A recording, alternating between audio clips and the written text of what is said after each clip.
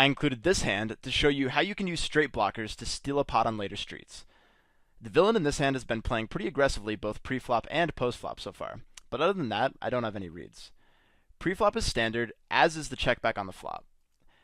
Getting check raised on this flop would suck because my flush draw is most likely live, and when the stacks are this deep, I'm fine playing later streets against him in position.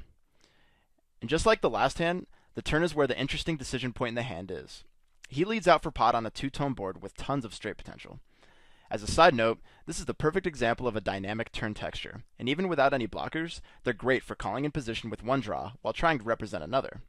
For example, I could call here with diamonds, spades, or any of the straight draws, and given how deep the stacks are, put a ton of pressure on him regardless of which draw fills, because it's difficult for him to tell which draw I actually called with on the turn.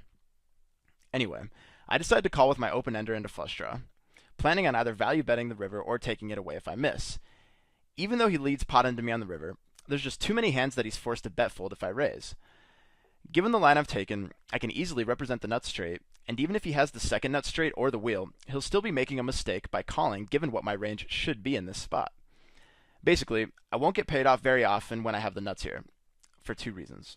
First, in a small pot like this, it's tough for him to have much of a hand in the first place, especially when we have the blockers, which means that he's mostly either value betting thin with two pair or bluffing a missed draw. Second, if I did actually have 6-7, I would probably take a similar line. Most of the hands with 6-7 in them that call the turn bet, like 8-7-6x for example, would probably check back the flop as well. So again, what can we take away from this hand? Well, in any situation where a value raise is unlikely to get paid off, you have to look for bluffing opportunities to take advantage.